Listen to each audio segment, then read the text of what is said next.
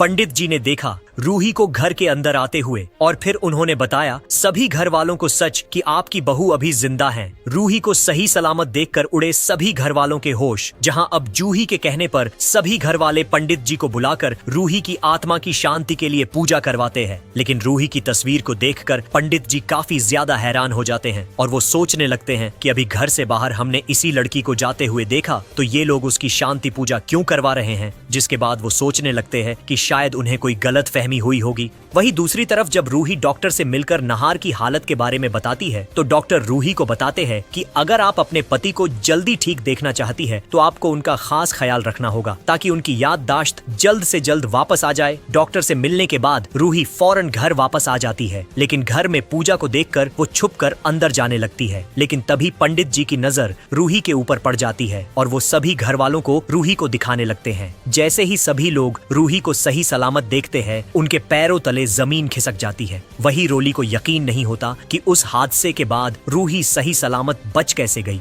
क्योंकि रोली ये बात अच्छे से जानती है कि अगर रूही को उस हादसे का सच पता चल गया तो वो उसे जेल भेजकर ही रहेगी। रूही को अपने सामने देख जूही तुरंत उसे गले लगाकर रोने लगती है और उससे पूछने लगती है कि आखिर वो इतने दिनों से कहाँ थी। सच्चाई सामने आने के बाद रूही सभी घर वालों को अपना सच बताने लगती है कि वही इस घर में इतने दिनों से आया बनकर नहार जी की देखभाल कर रही थी और नहार जी की इस हालत का जिम्मेदार कोई और नहीं बल्कि रोली है, क्योंकि उस दिन जब मैं नहार जी को रोली की सच्चाई बताने के लिए उनसे मिलने गई थी तो रोली ने बड़ी ही चालाकी के साथ उनकी गाड़ी की ब्रेक फेल की थी ताकि घर वालों के सामने कभी भी उसका असली चेहरा ना आ सके। और जब उस हादसे के बाद मुझे होश आया तो जैसे ही मैं घर वापस आई तो दादी ने मुझसे झूठ बोलकर मुझे घर से बाहर कर दिया। लेकिन जब मैं आया के भेष में घर आई तो मुझे पूरी सच्चाई का पता चला कि उस हादसे के बाद से नहार जी कोमा में हैं और उसी मौके का फायदा उठाकर दादी और मम्मी जी ने उनकी शादी रोली से कर दी। लेकिन अब और नहीं, रूही तुरंत पुलिस को कॉल करके बुला लेती है और उसे नुकसान पहुंचाने के जुल्म में रोली को पुलिस के हवाले करने वाली है।